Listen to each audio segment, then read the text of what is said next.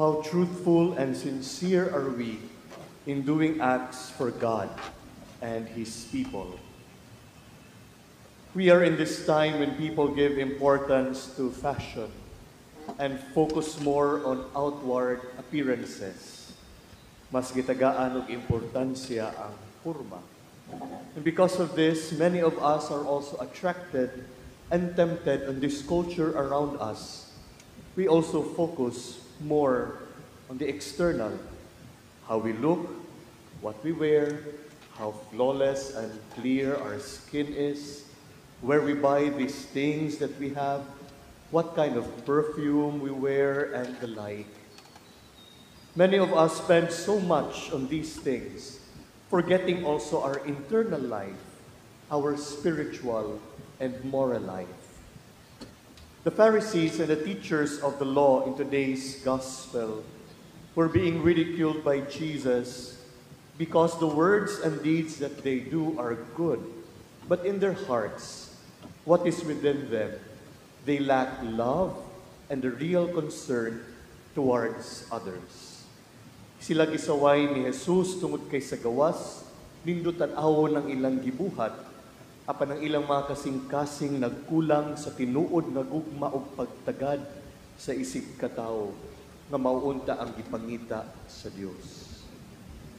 Our Lord Jesus invites us today to look into our hearts and our consciences. Who are we in front of people externally and internally? Unsa man kita sa gawas ug sulod sa atong kinabuhi. When I was a newly ordained deacon, I shared a concern then to one of my formators in the seminary, and I said, Father, it is indeed not easy to preach and give the homily to the people, especially when what you are teaching and preaching is also something that you are struggling with or having difficulty with. And the formator replied by telling me, yes, it is difficult indeed to preach and give the homily, especially during the Mass. But remember, the homily is not only for the people, but first and foremost, it is for the preacher, for you. As you share the Lord's message to the people, it is first being reflected by you, allowing it to touch and challenge your own life. As priests, as ministers of God's people, pray for us too, that we may be faithful in following the Lord through our words and deeds.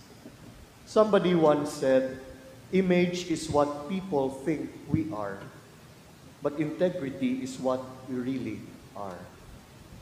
Then C.S. Lewis also encouraged and reminded us by saying, integrity is doing the right thing, even when no one is watching.